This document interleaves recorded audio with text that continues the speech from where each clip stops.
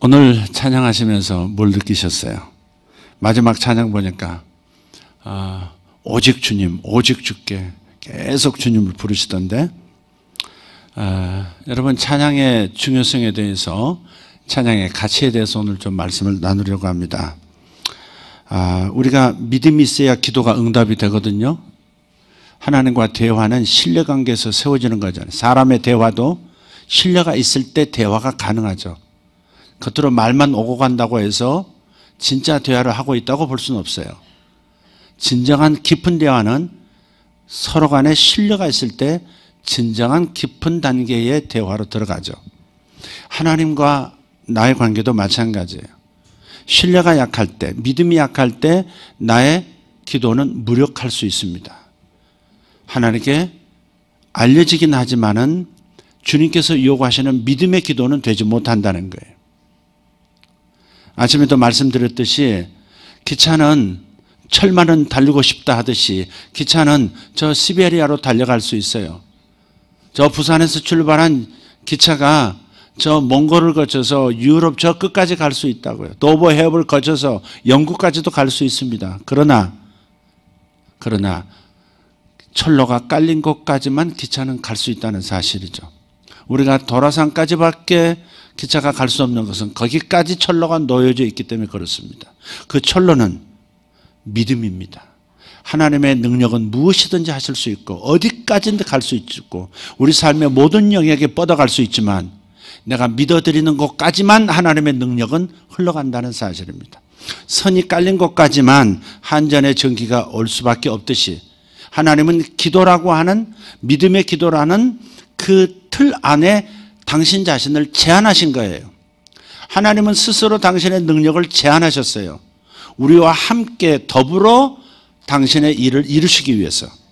하나님이 홀로 다 하실 수 있지만 우리를 동역자로 삼으셔서 우리와 함께 일하는 법을 우리가 터득할 수 있도록 하기 위해서 기도라고 하는 자신을 묶어버리는, 기도 없이는 나는 아무 일도 할 수 없다라고 하나님은 스스로를 제한해 버리셨다는 사실을 생각하면 기도하지 않을 수가 없고 그 기도도 믿음의 기도여야 진짜 기도가 되고 응답되는 기도가 된다는 거죠. 그래서 믿음의 기도가 철로와 같은 거예요. 거기까지만 기차가 가는 겁니다. 그 이상은 아무리 엔진이 튼튼해도 기름이 넉넉해도 더 이상 달릴 수 없습니다. 하나님은 우리의 믿음의 기도가 있을 때 응답하시는 거예요. 많은 사람이 영적인 질병에 걸려 있는 것 같이 보이기도 해요. 의심 없는 믿음, 살아있는 믿음이 실종된 사람들이 있어요. 믿음이 일시적이에요. 희미해요. 불확실해요. 그리고 기도하면서도 종종 의심해요. 병든 믿음이고 병든 기도예요. 기도의 효력이 풍성하게 나타나지 않는 까닭이 여기 있는 겁니다.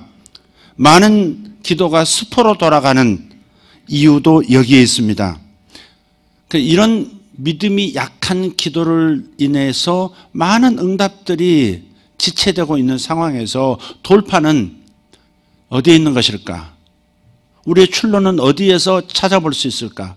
적어도 병든 믿음 상태에 있을 때 우리가 그것을 뛰어넘는 축복을 경험하려면 다른 돌파구를 찾아야 돼요.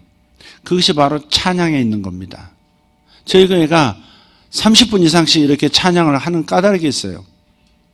여러분 그것을 여러분 이해하고 찬양하실 수 있어야 돼요. 이걸 이해하지 못하면 그 가치를, 그 효용성을 깨닫지 못하면 이 찬양하는 이 시간들이 헛된 시간처럼 지루함으로 다가와요. 힘겨워요. 이해하지 못하는 찬양을 왜 여기 동참해야 하는가 하는 생각까지 들어요. 그래서 이 찬양을 우리가 하는 까닭에 대해서 그 가치에 대해서 깊이 이해할 필요가 있다는 겁니다. 자, 병든 믿음. 그래서 응답 없는 믿음의 기도의 해결책으로서 저는 성경은 찬양을 해답으로 제시하는 겁니다. 성경을 보십시오.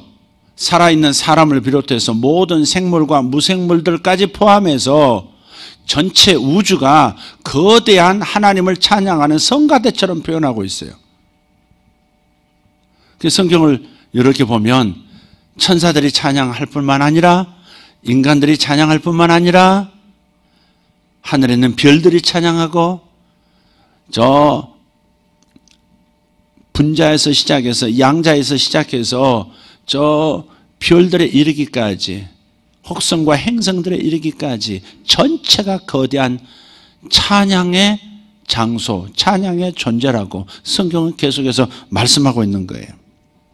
특별히 찬양은 천사들이 행하는 최고의 임무라고 표현합니다. 요한계시록 4장 8절 말씀을 한번 읽어보죠. 시작. 네 생물은 각각 6날개를 가졌고 그 안과 주위에는 눈들이 가득하더라. 그들이 밤낮 쉬지 않고 이르기를 거룩하다 거룩하다 거룩하다 주 하나님 곧 전능하신 이여 전에도 계셨고 이제도 계시고 장차 오실 이시라 하고.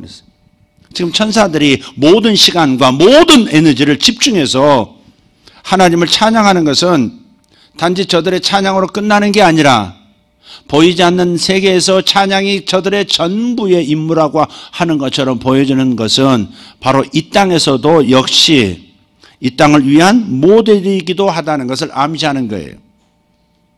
그래서 믿음 없는 기도의 무력함을 돌파하는 데에는 첫 번째로 믿음 없는 기도보다는 찬송이 낫다는 겁니다. 믿음이 없을 때, 믿음이 희미해질 때, 믿음이 불확실할 때, 종종 의심에 휩싸일 때 그때는 기도하기보다는 찬양하는 것이 낫다. 찬양하는 것이 낫다. 할렐루야. 천사들의 가장 고귀한 임무가 찬양이라면 논리적으로 볼 때 우리 인간들도 우리 성도들도 가져야 할 가장 고귀한 임무는 찬양이어야 한다 하는 것입니다. 그래서 우주 시스템 전체가 조물주이신 그분과 대면할 때 찬양이라고 하는 채널이 매우 중요한 것을 보여준다고 하는 것은 우리가 믿음이 약해졌을 때, 믿음이 희미할 때 찬양이 돌파를 이룰 수 있다 하는 겁니다. 그래서 찬양이 해답인데 첫 번째 제목을 단다면 믿음 없는 기도보다는 찬송이 낫다. 이게 첫 번째 여러분에게 드리는 메시지입니다. 그럼 두 번째 찬양은 말이에요. 우리에게 성숙한 인격을 가져다 줘요. 인격이 자라나는 거예요. 건강해지는 거예요. 우리는 예배하는 가운데 단계적으로 하나님의 성품을 닮아가게 되어 있습니다. 우상을 숭배하는 자는 우상과 일반이라 그런 표현이 있어요. 성경에. 우상을 자꾸 바라보면 미신이 됐든 아니면 고등 종교가 됐든 우상을 자꾸 바라보면 우상을 닮아갑니다. 우상의 성격을 닮아가요. 자신이 믿는 그 신을 닮아가게 돼 있어요. 그 알라, 무정한 알라를 자꾸, 이 알라를 한번 보세요. 다른 종교를 폄훼한다는 차원을 듣지 말고 우리가 영적 세계니까 분별을 해야 되겠죠. 이슬람의 신앙은 알라를 섬기는 거예요. 그런데 알라는 초월적 신입니다. 우리 기독교와는 달라요. 초월신입니다. 초월신. 알라는 온 세상을 지었고 인간도 지었지만 지어놓은 다음에는 인샬라 그렇게 말할 수밖에 없도록 그냥 방관하는 겁니다. 만들어 놨지만 알아서 니들끼리 해봐. 이게 알라 신앙이에요. 신학이에요. 그래서 저들은 뭐가 일이 잘 되든 안 되든 인샬라 알라의 뜻대로 그렇게 표현해버리는 거예요. 침투성이 없어요. 그냥 초월신으로서 강대하고 강하고 위대한 신으로서 이슬람 교도들에게 남아있는 겁니다. 삶 속에서 직접 개입해서 도와주는 게 아니에요. 그래서 저들은 자신의 구원을 이루기 위해서 그러한 무모한 일도 저지르는 것이죠. 신의 마음에 들기 위해서. 그래서 이슬람이 섬기는 알라는 초월신으로 끝납니다. 또 범신론이 있잖아요. 불교라든지 힌두이즘이라든지 이런 범신론들은 지나치게 내재적입니다. 내재적이란 말은 심지어 부처님이 부처님 상 안에만 있는 게 아니라 만물이 부처라는 거예요. 그래서 바위를 쪼개서 부처상을 만드는 까닭은 바위도 깨지고 깨지면 모래알이 되고 모래알이 흙이 되고 그것을 식물이 흡수하고 그 식물을 동물이 먹고 그 동물을 사람이 잡아먹고 그래서 모든 것들이 다 부처가 될 수 있다는 거예요. 이 사람이 성불하면 부처가 되는 거예요. 그냥 모든 만물이 부처가 될 수 있다. 여기에도 부처가 있고 저기에도 부처가 있다. 이것도 부처고 저것도 부처다. 피조물과 조물주를 구분하지 않습니다. 그냥 모두 내재된 신, 범신론입니다.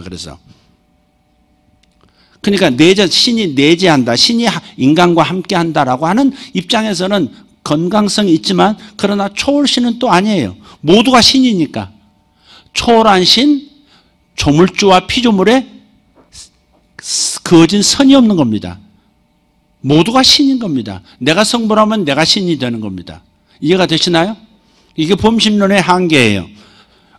무슬림의 초월신의 한계와 들어와 있는, 낮아져서 함께 있는 수준을 넘어서서 모든 것이 부처라고 하는, 모든 것이 신이라고 하는 이러한 사상, 이러한 종교 철학들은 결국은 또 이것대로 한계가 있는 거예요. 그러면 우리 기독교는 뭐냐? 기독교는 천지를 지으신 하나님, 인간과 모든 피조물과는 전혀 다른 그런 존재이신 하나님, 분명히 초월신을 얘기해요. 그러면서도 그 하나님은, 그 신은 인간이 되어서 인간과 함께 인간의 모든 짐을 지고 인간을 대신해서 죽어줄 수 있는 하나님이에요. 동시에 오직 인간의 영혼 안으로 성령을 통해서 들어오셔서 인간과 하나 되어 사실 수 있는 하나님, 초월신이시면서 동시에 안에 들어오시는 하나님, 초월신이면서 내재적인 그런 하나님, 이 하나님처럼 좋은 하나님이 어디 있습니까? 할렐루야. 우리와는 분명히 다른 분이시지만, 그러나 우리를 버리지 않고, 우리가 알아서 살라고 말하지 않고, 알아서 살고 나중에 심판하겠다 그렇게 말씀하지 않고, 들어오셔서 우리를 이끌어 가시고 간섭하시고 최대한의 삶을 살 수 있도록, 최고의 인생이 되도록 도와주시는 하나님. 할렐루야. 분명히 다른 신이시지만 우리와 하나 될 수도 있는 그런 놀라운 자기 낮춤의 겸손의 하나님. 이게 우리의 신앙이 얼마나 고귀한 신앙인지를 우리가 이해해야 되는 거죠. 무작정 다른 종교는 틀렸어 라고 하는 게 아니라 분별해야죠. 좀 곁으로 다른 데로 좀 갔습니다마는, 어쨌든 우리는 예배하는 가운데 그 하나님을 닮아가게 돼 있어요. 아멘. 하나님을 자꾸 닮아가, 하나님의 성품을 닮아가요. 그래서 두 번째 제목을 찬양은 성숙한 인격을 갖게 한다고 말씀한 겁니다. 모든 정신병 그리고 대부분의 신경장애의 가장 핵심적인 문제는 무엇입니까? 그것은 지나치게 자기중심적이라는 겁니다. 자신에게 지나치게 집중을 하게 되는 것. 그래서 정신병, 우울증부터 시작해서 모든 것이 자기에게 집중하는 거예요. 나는 슬프다, 나는 어렵다, 나는 힘들다, 나는 홀로 있다, 뭐 이런 기타 등등. 나는 네 인생이 왜 이런가? 전부 자기에게 집중하는 성향이 있어요. 정신병이라고 말할 수는 없지만 정신병적 특성을, 신경장애적 특성을 지니는 그 핵심 안에는 자기 집중성이 강하다는 겁니다. 자, 여기에서 우리가 깨달아야 돼요. 그래서 이 사람들은 인성이라고 하는 것은 자기 자신에게만 집중할 때, 다시 말해서 자중심적일 때 붕괴되는 겁니다. 여러분, 블랙홀이 뭔데요? 우주 한가운데 어디에 있는지 모르는, 빛도 삼켜버리고 태양 같은 거대한 별들도 순식간에 삼켜버리고 아무것도 없는 텅 빈 검은 공간만 남아있는 그런 블랙홀들, 빨아들이는 블랙홀의 그런 죽음을 상징하는, 우주적 죽음을 상징하는 블랙홀의 의미가 뭡니까? 끌어당겨버리는 거죠. 자기 중심으로, 계속 자기 중심으로 끌어당기는 그 중력이 너무 강하다 보니까 그 존재 자체가 붕괴되어 버리는 거예요. 별들도 붕괴되어 버리고 그 근처에 있는 별들도 삼켜버리고 존재가 사라지게 만드는 거죠. 자기중심적인 것은, 자기중심적인 사고방식, 자기중심적인 삶의 태도는 자기 붕괴를 가져오는 거예요. 그러니까 자기를 벗어나는 게 매우 중요한 거예요. 자기를 떠나볼 수 있는, 떠나서 자기를 볼 수 있는 이러한 내적 훈련이 없으면 우리는 자기 붕괴의 길을 가는 거예요. 자신도 모르게 무너지는 겁니다. 극도, 이런 사람들은요, 그래서 아주 방어적이에요. 아주 극도의 방어적인 태도를 취해요. 그리고 공격적이기도 합니다. 또 어떤 사람 반사회적인 성향도 나타납니다. 그게 뭐예요? 전부 자기중심적인 거예요. 누가 나를 무시했다는 거죠. 생명부지의 사람이 너 나를 무시했어. 너는 나를 모욕했어. 그러면서 그냥 죽이기도 하잖아요. 이 반사회적인 성격이 어디서 오는 거예요? 지극히 자기중심적인 거죠. 지극히 자기에게 집중하는 거예요. 타인이 중요하지 않아요. 타인에게 관심을 갖지 않아요. 리더십이 뭔데? 사람을 이끌 수 있는 리더십이 뭔데? 리더십의 핵심에는 관심이 있다고 저는 생각해요. 타인에 대한 관심. 어떤 사람이 사업에 성공한 겁니까? 어떤 사람이 새로운 사업을 만들어냅니까? 다른 사람의 불편이 무엇인지, 다른 사람의 어려움이 무엇인지, 이 사회에 정말 해결해야 될 문제가 무엇인지, 이런 것들에 대해서 관심을 갖기 시작하는 사람들이 새로운 아이디어를 얻는 것이고, 그 아이디어가 자금과 또 팀들과 만나게 될 때, 그래서 정확한 타이밍에 이르게 될 때 돈을 벌 수 있는 사업이 되는 것이죠. 관심, 타인에 대한 관심을 갖는다는 건, 나 말고 다른 존재에 관심을 둔다고 하는 것은 이러한 부의 영역까지 이어질 수 있는 겁니다.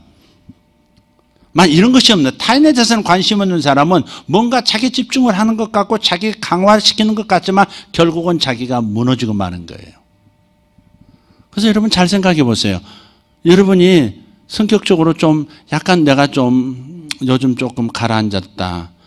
또 장기적으로 내가 조금 좀 우울감이 있다. 그렇다면 들여다보시라고요. 당신 자신은 자신에게 너무 집중하고 있는 거예요. 당신을 너무 중요하게 생각하는 거예요. 그것이 당신에게 그런 붕괴 현상을 가져오는 거예요. 건강한 마음을 가지고 살 수 없게 만들어버려요. 타인에게 관심이 없어요. 그런 사람들은 또 자신에게 지나치게 관심 갖는 것도 싫어서 또 도망가요. 나에 대해서 관심 갖지 말아달라. 이것도요, 자기에게 집중하는 겁니다. 그게. 자기 건드리는 거 싫다는 거죠. 네.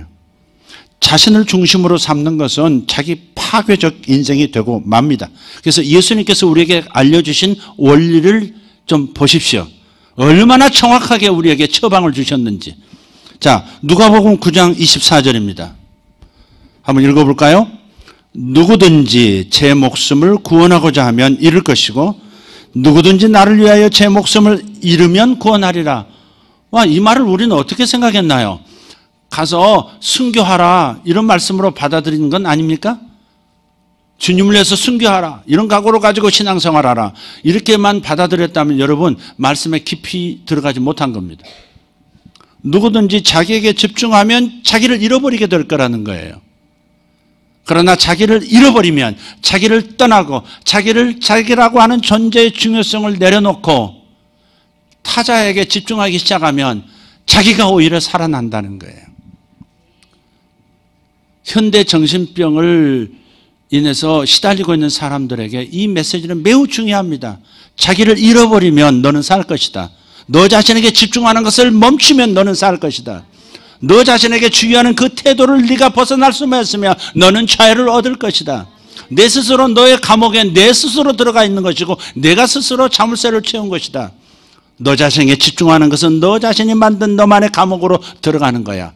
그러니 너를 잊어버려, 너를 잃어버려, 내 목숨을 잃어버려. 그러면 오히려 살게 될 거야. 얼마나 이 귀한 역설의 진리입니까? 그래서 찬양의 가치 중 하나는 자신을 중심에서 몰아낸다는 점에 있어요.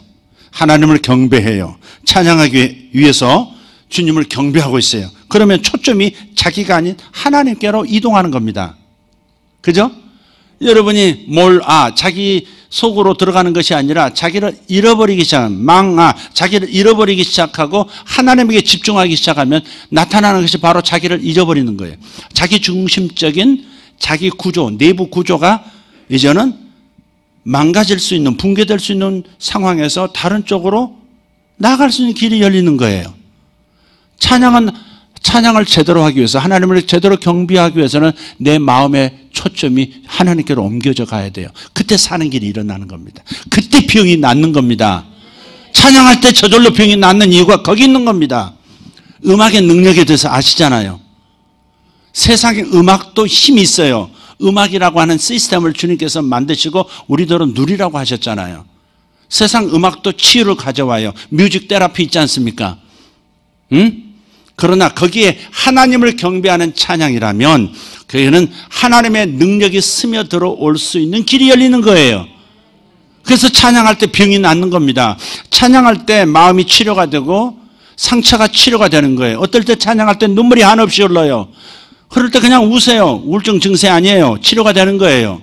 뭉쳐진 감정 에너지, 어두운 에너지가 녹아내리고 있는 중이에요. 하나님께서 울게 하실 때는 좀 우세요. 근데 하나님이 1년 내내 울게 하시는데 그건 좀 곤란해요. 우울증이에요. 그건. 예배할 때 찬양할 때 눈물이 나시거든 하나님 당신을 치료하시는 것이에요. 그것이 내부가 치료가 되면 육체의 질병도 당연히 해체가 되겠죠. 내부의 감정 에너지도 에너지고요. 몸에 생긴 병도 에너지예요. 그래서 연관성이 또 있어요. 마음이 치유가 되면 마음 때문에 생긴 스트레스 때문에 생긴 병이라면 그 병도 따라서 그림자가 없어지듯 없어지는 거예요. 그래서 찬양할 때 많은 병이 낫는 겁니다. 찬양할 때 문제가 사라져요. 찬양하고 나면 집에 돌아갈 때 굉장히 기뻐요. 그리고 가족을 대할 때 너그러워져요. 화도 잘 내지 않아요. 자주 화가 나는 사람 있죠? 그건 당신에게 집중하는, 자신에게 집중하는 무언가가 있어서 그래요. 그죠? 왜 내 뜻대로 통제가 안 되는 거야, 내 삶이? 그런 거 아니겠어요? 그러니까 항상 자기가 주인공이고 자기가 중심인 거예요. 그래서 화가 나는 거예요. 왜 내 뜻대로 되는 게 없느냐는 거죠. 어렸을 때도 내 뜻대로 살아보질 못했는데, 아버지 때문에 내 뜻대로 살아보질 못했는데, 엄마 때문에 그랬는데 왜 지금까지 그래야 하는 거야? 왜 내가 새로 만난 이 여자마저 그런 거야? 왜 나는 좋은 시집을 갔다고 생각하는데 우리 시어머니는 왜 그러시는 거야? 왜 나를 압박하는 거야? 전부 어릴 적 상처가 거기에 덧칠해지고 덧칠해지고. 그건 뭐예요? 그것이 자기를 집중하고 있는 거예요. 자기를 잃어버려야 산다니까. 누구든지 자기 목숨을 잃어버리면 살 것이고 누구든지 자기 목숨을 찾으려 하면 오히려 잃어버리게 될 거라고. 얼마나 놀라운 진리고 얼마나 놀라운 치유제고 얼마나 놀라운 처방입니까?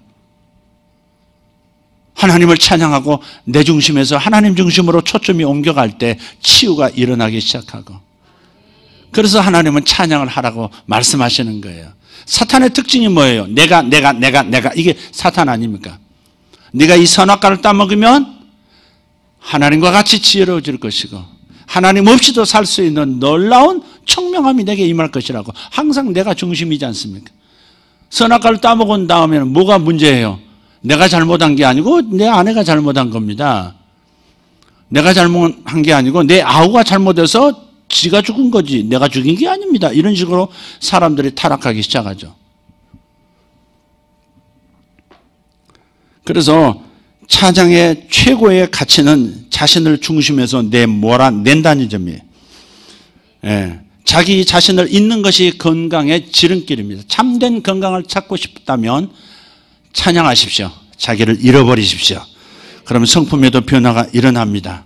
가정에서도 부드러운 남편이 될 것이고 화를 잘 내지 않는 어머니로 살아갈 수 있는 자유를 맛볼 겁니다. 여러분의 괴로움이 어디 있습니까? 왜 나는 애들한테 자꾸 소리를 지르게 되는가? 아닙니까? 왜 내가 이렇게 참지 못하고 결심했는데도 왜 아이한테 내가 조급하게 이렇게 대하고 아이의 마음에 상처를 주는 엄마가 되어 있을까? 이것이 괴로운 거 아니겠어요? 화내는 사람들이 괴로움이 없을까요? 그렇지 않습니다. 그만큼 자책감이 더 커요.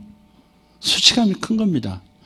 남에 대해서 잘못을 지적하고 자꾸 남의 문제만 발견하려고 하고 남을 이렇게 괴롭히고 이런 사람들은 사실은 자기가 괴롭히고 있는 거예요. 자기가 자기를 용납 못하니까 남도 용납을 못하는 거예요. 자기에 대해서 관대한 사람, 이까짓 거, 이건 하나님께서 도와주실 거야. 하나님도 이건 용서해 주셔서 이렇게 자기에 대해서 관대한 사람은 남을 그렇게 겁박하지 않습니다. 지적하고 괴롭히지 않습니다. 남을 괴롭히는 것은 사실은 자기가 자기를 괴롭히고 있는 것에 투사된 모습이에요. 여러분, 자기가 자기를 먹고 있는 겁니다. 그 유명한 벤젠 구조를 발견한 그 화학자, 그분이 그 벤젠 구조가, 분자 구조가 어떻게 됐을까를 너무너무 연구를 오랫동안 했죠. 근데 해결이 안 되는 거예요. 어느 날 깜빡 이렇게 졸았어요. 연구하다 졸았어요. 근데 꿈에 뱀이 한 마리가 있는데 뱀이 이렇게 둥그렇게 원을 그리고 자기 꼬리를 먹어 들어가는 거예요. 이렇게. 그걸 보면서 벤전 구조가 탁 떠오른 거예요. 근데 이건 좋은 쪽 얘기고 결과가 좋다는 얘기고, 여러분 자기가 자기를 먹어 들어가는 것, 그게 사탄의 역사입니다. 여러분요, 악은 악이 소멸시키게 되어 있습니다. 하나님이 심판하시고 하나님이 저주하시고 하나님이 멸망시키는 게 아니고, 악은 스스로 자기 파괴적인 게 있어요. 그래서 악이 횡행하잖아요. 그럼 이상하게 어떤 악 자신에 의해서 악이 또 무너져 내리는 것을 보게 돼요. 악은 자기중심적인 것이 근본 가치이기 때문에 그런 거예요. 자기 파괴, 자기 붕괴가 일어나는 겁니다. 그래서 우리는 빨리 이 자기 파괴적인 사탄의 카테고리에서 빨리 벗어나서 찬양함으로써 자꾸 내 중심에서 하나님 중심으로 이동하면 나는 자유가 오고 하나님의 능력은 내 삶 속에 풍성하게 나타나기 시작해요. 내가 일을 이루려고 열심히 애를 쓰다가 내가 하나님께 맡기고 오히려 놔버리면 이상하게 일이 풀리는 거예요. 이걸 반드시 실수 없이 이루어내야 돼 하고 집착하면요, 일이 더 어려울 때가 있어요. 어떨 때는 다 놔야 될 때가 있어요.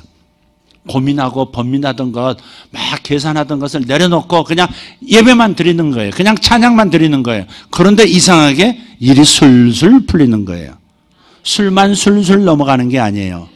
일도 술술 풀어질 수 있어요. 웃는 분들은 술을 자시는 분들입니까?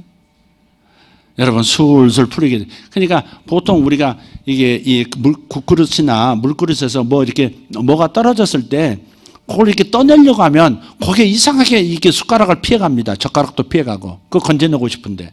근데 오히려 가까이 싹 두면요, 그놈이 쓱 와가지고 들러붙어요. 그때 끄집어내면 돼요. 그죠? 내가 힘쓰고 애써서 이걸 해결해 보려고 하는 것 자체가 자기중심적인 거예요. 그냥 있는 그대로 놔두면 저절로 해결되는 것들이 이 세상에 너무 많은 거예요.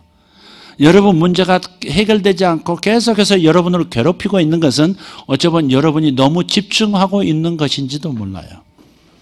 그래서 예배를 통해서 이젠 쉬라 하시는 쉼 앞에서 그냥 쉬어버리는 거예요. 그러면 하나님이 일하시는 것이죠.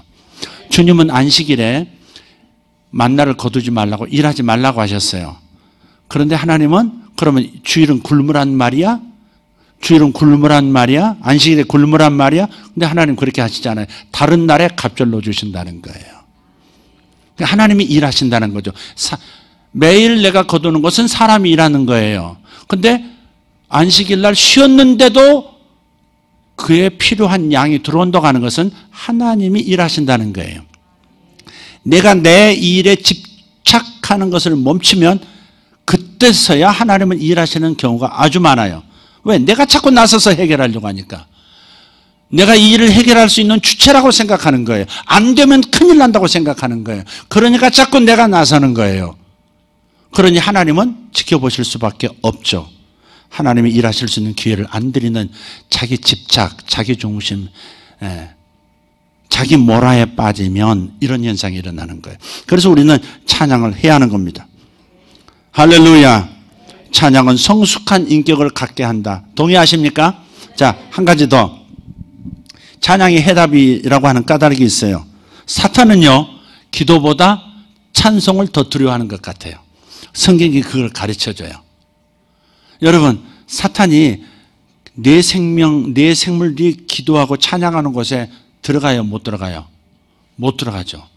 하나님의 임재를 호위하는 내 생명체, 내 그룹 천사 가운데 사탄이 절대 끼어들 수 없어요. 찬송 가운데는 사탄이 있을 수 없어요. 역대하서 20장 20절 23절을 한번 읽어볼까요? 역대하서 20장 20절 시작. 이에 백성들이 아침에 일찍이 일어나서 드고와 들로 나가니라. 나갈 때 여호사밧이 서서 이르되 유다와 예루살렘 주민들아 내 말을 들을지어다. 너희는 너희 하나님 여호와를 신뢰하라. 그리하면 견고히 서리라. 그의 선지자들을 신뢰하라. 그러면 형통하리라 하고 백성과 더불어 의논하고 노래하는 자들을 택하여 거룩한 예복을 입히고 군대 앞에서 행진하며 여호와를 찬송하여 이르기를 여호와께 감사하세 그의 인자하심이 영원하도다 하게 하였더니 그 노래와 찬송이 시작될 때 여호와께서 복병을 두어 유다를 치러 온 암몬 자손과 모압과 세일산 주민들을 치게 하심으로 그들이 패하였으니 곧 암몬과 모압 자손이 일어나 세일산 주민을 쳐서 진멸하고 세일 주민을 멸한 후에는 그들이 서로 쳐 죽였더라. 성경에 쳐 죽였단 말이 참 많죠. 세 나라의 연합군이 이스라엘을 공격해 온 거예요. 중과부적이라 도저히 이길 수 없는 전쟁이에요. 지피지기면 백전백승이라 딱 달아보니까 이건 이 이스라엘 쪽에서 100% 지는 전쟁이에요. 유다가 100% 지는 전쟁이에요. 너무 강대해요. 세 나라가 연합해서 자기를 공격하니까. 그래서 여호사밧이라는 왕이 너무 이 절망적인 상황에서 하나님 앞에 엎드려 나라의 금식을 선포하고 기도하라고 합니다. 온 나라가 기도에 들어갔죠. 왕 자신도 왕복을 벗고 기도하기 시작합니다. 그런데 선지자를 통해서 하나님 말씀을 주셨어요. 여호와를 신뢰하라. 너희가 견고하게 될 것이다. 하나님의 선지자를 신뢰하라. 너희가 형통하게 될 것이다. 믿습니까? 네, 그렇게 말씀을 주셨어요. 그러면 구체적으로 어떻게 이 메시지에 대해서 반응을 하면 좋을까요? 다른 사람들과 이 주신 메시지를 의논했습니다. 여러분, 하나님이 주셨으니까 내 마음대로 내가 해석한 대로 무조건 나가면 안 돼요. 여러분이 하나님께서 뭔가를 주셨어도 영적인 리더와 또 주변에 나를 사랑하는 사람들과 기도하는 사람들과 요 받은 메시지를 놓고 분별하는 시간도 갖고 어떻게 적용할 것인가를 나누는 것도 중요해요. 어떤 사람들은 하나님 말씀하셨다 해서 곧바로 자기가 하다가 실수가 와요. 돌이켜보면 자기가 하나님의 음성을 제대로 들었는지도 분별이 안 돼요, 나중에는.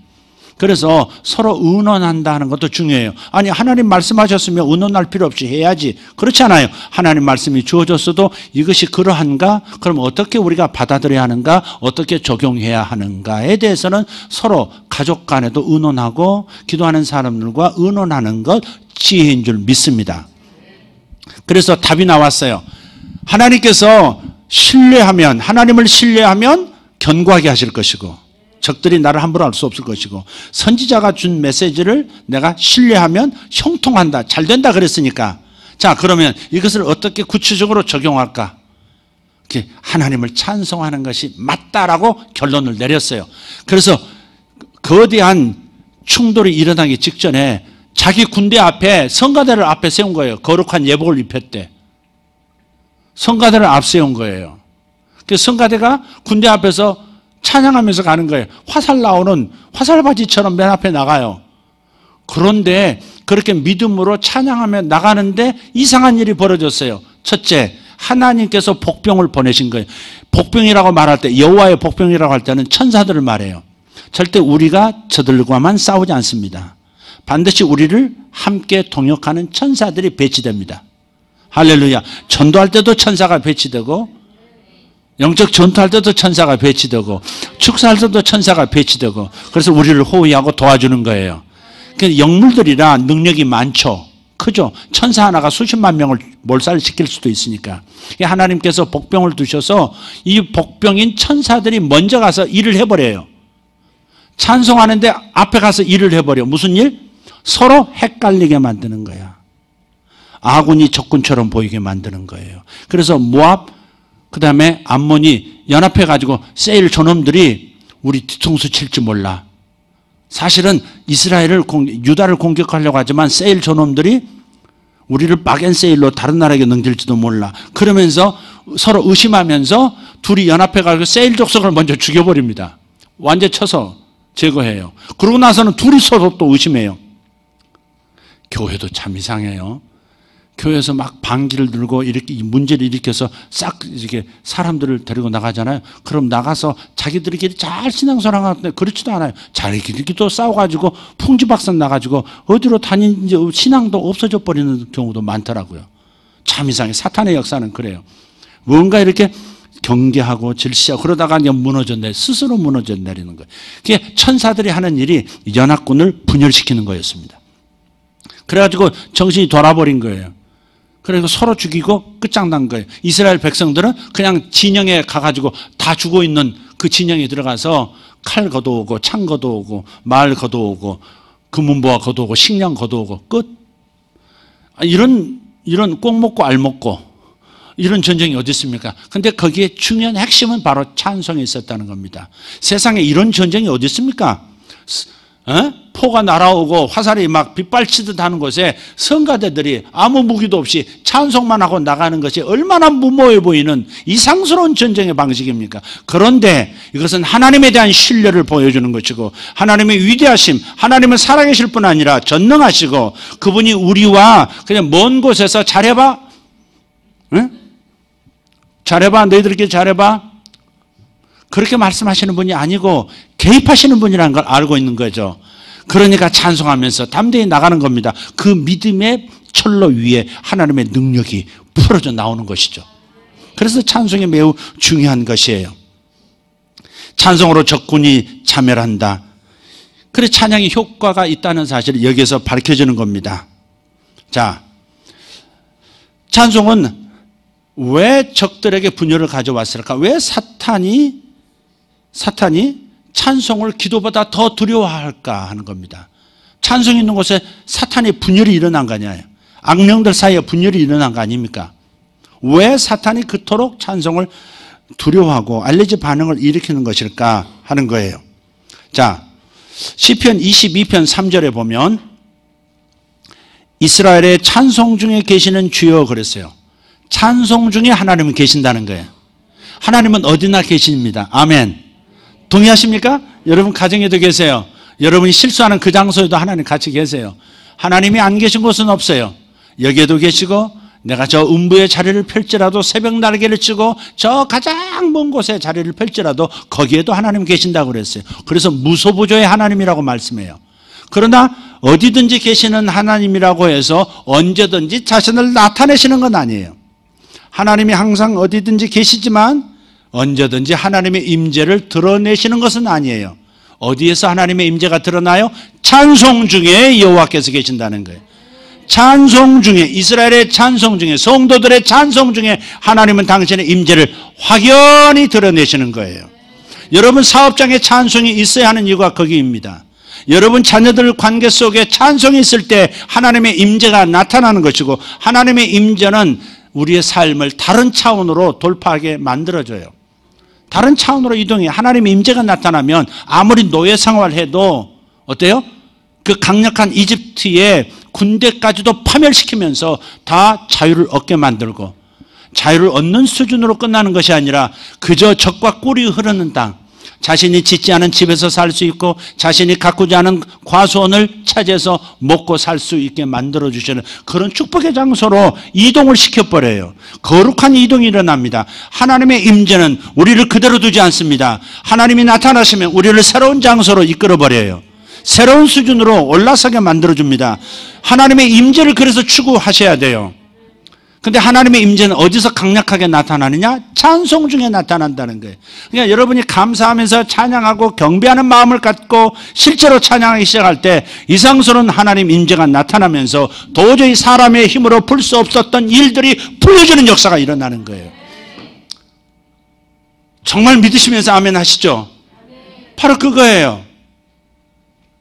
찬송이 매우 중요한 거예요. 찬송 중에 계시는 주여, 찬송 중에 계시는 주여. 반복은 아멘을 요구하는 것입니다. 찬송 중에 계시는 주여. 예. 그리고 그분의 임재는 사탄을 몰아냅니다. 사탄은 승리의 찬양이 있는 곳에서 알레르기 반응을 일으키고 전신이 마비돼요. 주님이 임재했을 때 사람 속에 있던 귀신이 어떻게 됐어요? 거품 팍 물면서 쓰러지잖아요. 발작을 일으키잖아요. 부들부들 떨면서. 저는 그런 걸 많이 경험했어요.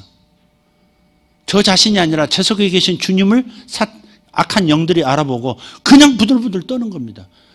눈동자, 나를 못 보는 거예요. 그래서 흰자만 보이는 거예요. 눈을 돌려버려요. 그 속에 숨어있던 귀신이 이렇게 신경을 잡고요. 근육까지 이동시켜서 흰자만 보이게 만드는 것도 봤어요. 엑소시스트에 나오는 영화처럼. 확 돌아가서 저를 못 보는 겁니다. 근데 여러분이 믿음으로 나가면 여러분을 귀신이 그렇게 두려워하는 거예요. 우리는 귀신을 두려워합니다. 밤 12시 되고 컴컴하고 다 잠들면 깨어있는 나의 영혼, 이 불안한 영혼이요. 그래서 화장실도 못 가고 뭔가가 나타날 것 같고 하나 물고 뭐가 나타날 것 같고 옛날 우리 재래식 화장실 가면 빨간 종이걸 이걸로 닦아줄까? 파란 게 나오면 이걸로 그럼 닦아줄까? 뭐 이런 거 연상하고 얼마나 불안하고. 그래서 꼭 혼자 안 가고 꼭 언니 깨워서 가고 엄마 깨워서 화장실 가고. 옛날에 그랬습니다. 안 그랬습니까? 저도 무서웠습니다. 네. 근데 우리가 이 악한 영들을 두려워하는데 사실 악한 영들이 우리를 더 두려워한다는 사실을 우리가 모르는 거예요. 제가 처음 귀신 들린 사람을 접했을 때 그 사람이 속에 있던 귀신이 그 사람을 통해서 소리치는데요. 무서운 놈이 나타났다예요. 무서운 놈이 나타났다고 쓰러져가지고 막 거품을 뿜고 눈동자는 돌아가고 난리가 났어요. 나는 그걸 보면서 놀래가지고 무서워가지고도 벌벌 떨고 경험이 없으니까 그놈은 나를 보고 무서워하고 나는 그를 보고 무서워하고 서로 벌벌 떨면서 근데 나중에 보니까 내 안에 계신 예수를 알아보는구나. 그러고서는 담대하게 예수 이름으로 쫓고 치유하고 그렇게 했어요. 여러분 사탄이 우리를 두려워합니다. 로마서 16장 20절 말씀에 평강의 하나님께서 사탄을 너희 발 아래에서 속히 상하게 하시리라. 사탄은 나에게 상처 입는 존재예요. 귀신이 사탄이 나에게 상처를 입힌다고만 생각하지 마십시오. 우리가 더 강한 존재입니다. 우리를 그분이 건드리지도 못하도록 보호하세요. 그것을 믿고 나가면 사탄은 내가 믿는 믿음을 알아보고 두려워하기 시작합니다. 우리가 두려워하고 있으면 사탄은 우리를 속일 수 있다고 생각하고 더 강하게 마치 생쥐가 큰 사자 풍선 속에서 사자인 것처럼 흔들리다가 이거 풍선이네 알아보면 생쥐로 탁 드러나 버리듯이 우리가 두려워하고 우리가 쏟고 있으면 속일 수 있습니다. 그러나 우리가 하나님 말씀 안에서 진리 안에서 분명하게 분별하고 나가면 사탄은 두려워 떨기 시작하고 물러가는 줄 믿습니다. 그래서 승리하는 비밀은 찬양에 있는 것을 믿으시길 바랍니다. 찬송으로 마귀를 대적하십시오. 야고보서 4장 7절 말씀에 그런즉 너희는 하나님께 복종할지어다. 마귀를 대적하라 그리하면 너희를 피하리라 그랬어요. 마귀를 두려워하고 피하지 말고 마귀를 대적하러 나가면 마귀가 피한다는 거예요. 할렐루야. 그래서 찬송으로 마귀를 대적하십시오. 마귀를 의식할 필요도 없어요. 그냥 하나님을 의식하고 찬송하며 하나님의 임재가 나타나서 사탄은 하나님의 임재 앞에서 아무것도 할 수 없고 전신이 굳어버리고 떠날 수밖에 없는 것이죠. 그러니까 무조건 하나님께 초점 맞추고 찬양하는 것입니다. 한 가지 여러분에게 이 말씀하고 마치겠습니다. 찬양은 한번 행복감 느끼는 수준으로 끝내서는 안 됩니다. 찬양은 지속적으로 찬양하는 계획이 있어야 합니다. 지속적인 찬양을 계획하십시오. 시편 34편 1절 2절을 보면 같이 읽어볼게요. 내가 여호와를 항상 송축하며 내 입술로 항상 주를 찬양하리이다. 내 영혼이 여호와를 자랑하리니 곤고한 자들이 이를 듣고 기뻐하리로다. 항상 찬양하기로 결정하고 계획적으로 항상 찬양하는 것을 즐겨하는 사람들, 이 사람들의 삶은 자신만 사는 것이 아니라 곤고한 삶을 살아가고 있는 사람들을 자유케 만들어줍니다. 왜? 나에게만 사탄이 역사하는 게 아니고 다른 사람들에게도 사탄이 역사하고 있기 때문에 하나님의 임재를 불러오는, 하나님의 나타나심을 불러오는 찬양이 지속적으로 이루어지면 그에게는 자유가 오고 기쁨이 오게 되는 것입니다. 그러니까 여러분, 자식을 놓고 사랑하는 사람을 놓고 고민하고 그냥 고군분투만 하지 말고 찬양을 많이 하십시오. 감사를 많이 하십시오. 그냥 감사만 해도 위대한 능력이 나타나고 찬양하면 더더욱 강력한 능력이 나타나서 자유케 만들어버리고 정상으로 돌아오도록 만들어주는 것입니다. 다윗은 찬양의 중요성과 그 능력에 대한 계시를 받았죠. 그래서 계시를 받은 다윗이 다윗이 천상의 그 모형을 따라서 4,000명의 레위인을 따로 차출을 해요. 레위인들만 4,000명 차출해서 24시간 계속 찬양할 수 있도록 계속 하나님을 찬양하는 일만 시켰습니다. 다른 아무것도 시키지 않습니다. 오직 찬양하는 일만 24시간 계속 교대하면서 그렇게 해서 찬양하는 무리를 만들었습니다. 찬양을 계획한 것이죠. 찬양의 위력을 알고 찬양의 효과를 알기 때문에 찬양에 대한 계시, 이 위대한 능력과 중요성을 안 다윗은 그냥 있을 수가 없어서 24시간 찬양하는 찬양 그룹들을 만들었다 하는 겁니다. 다른 일 하지 않습니다. 찬양만 하는 겁니다. 그런데 이스라엘의 복이 막 부어지는 겁니다. 그래서 다윗 때부터 이스라엘의 복을 받은 겁니다. 할렐루야.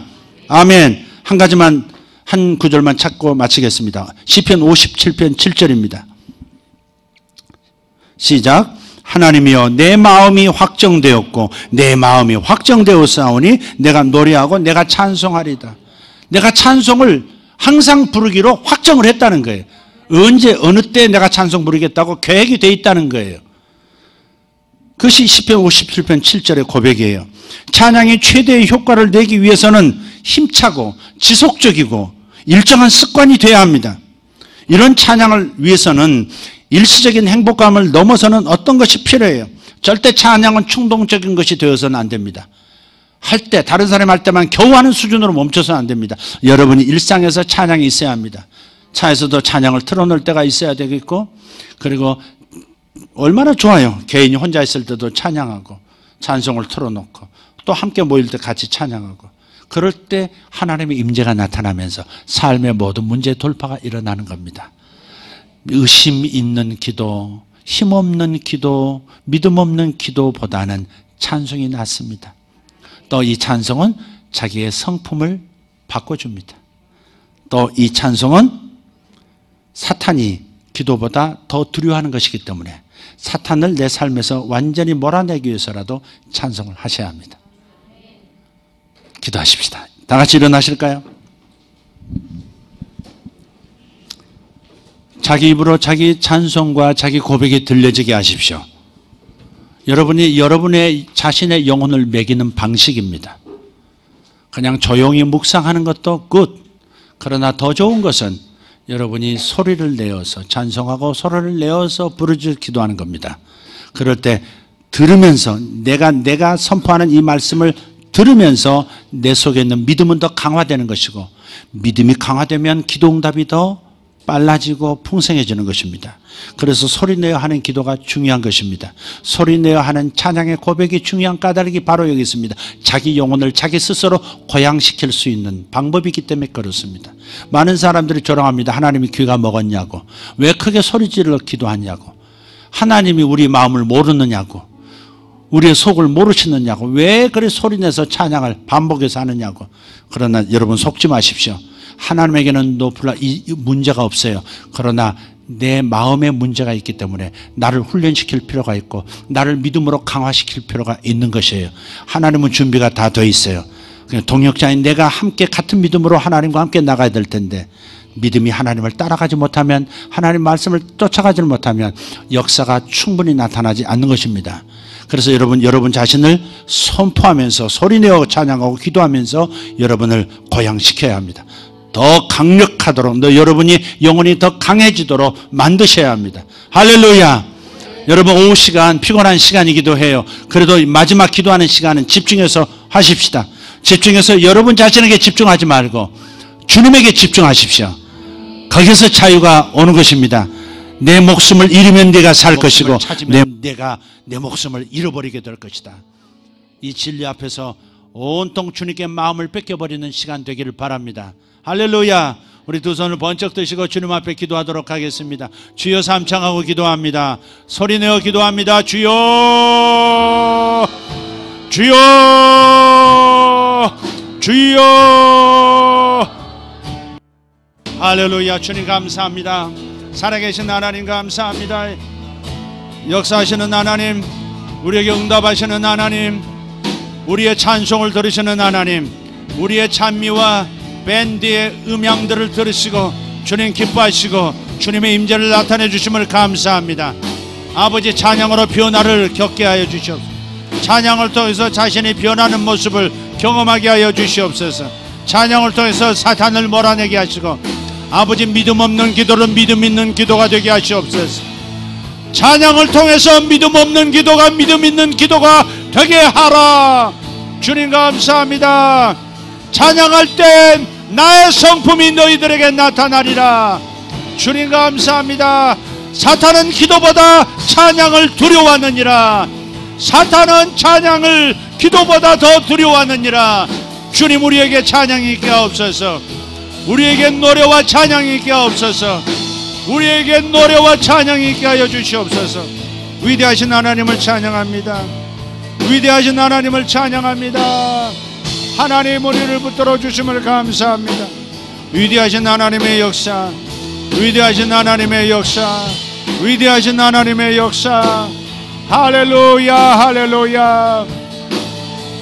살아계신 우리 아버지 감사합니다. 아버지 손에 맡깁니다. 아버지 손에 맡깁니다. 아버지 손에 맡깁니다. 우리 주 예수 그리스도의 손에 맡깁니다. 성령 하나님 역사해 주시옵소서. 할렐루야 할렐루야.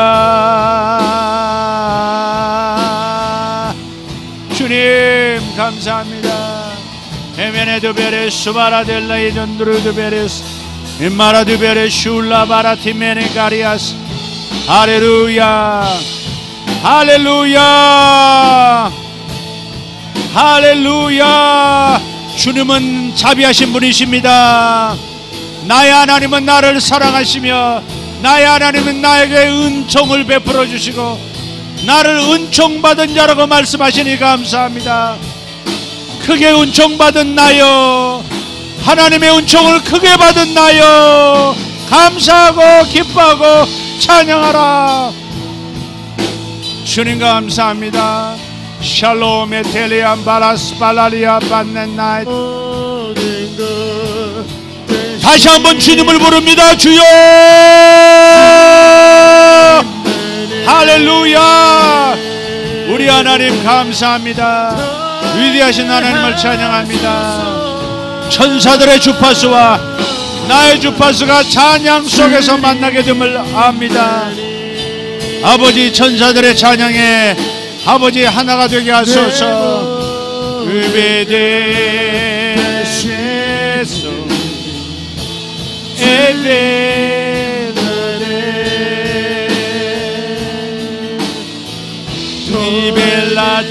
니벨라테스데. 할렐루야. 에베메라 모든 것 내 모든 것 되시니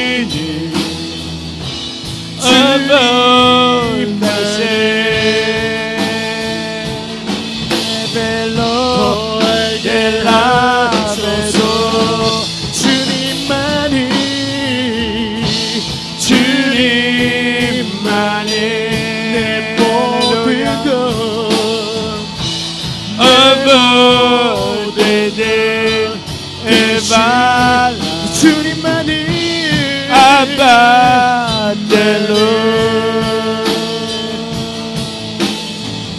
네레레 보세메. 아멘. 주님만이 나의 전부입니다. 주님께서 나의 전부 되십니다. 주님이 나의 인생의 해답이십니다. 주님이 나의 인생의 답입니다. 주님 감사합니다.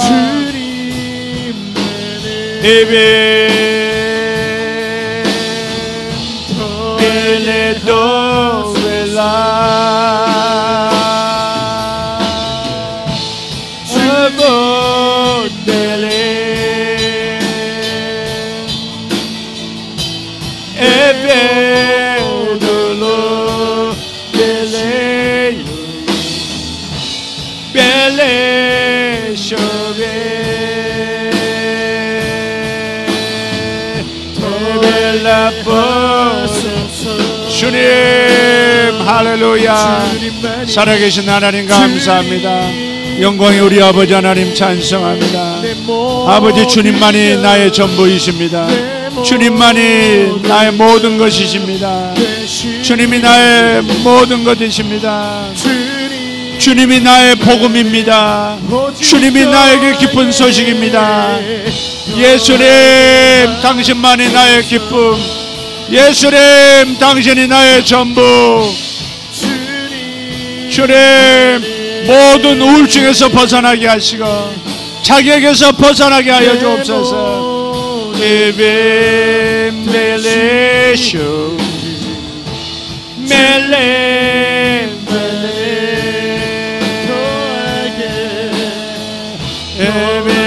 에벨레코레레 메슈나마나가리아시 아벨레데베레가 선돌로베레 간선도로 아멘 아멘 아멘 아멘. 자신을 벗어나세요. 자신을 잊어버리세요. 자신을 살리려고 하지 말고 자신을 잃어버리세요. 자기 자신을 놔버리세요. 자기 자신을 잃어버리세요. 하나님께서 살리실 것입니다. 주님 감사합니다. 자신을 지키려고 하지 마세요. 자신을 포기하세요. 자신의 원하는 것을 포기하세요. 하나님께서 이루실 겁니다. 주님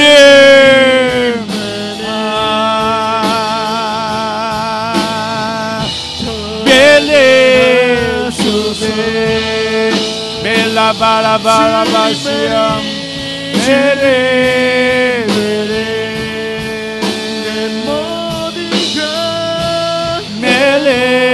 멜레쇼베 메켈로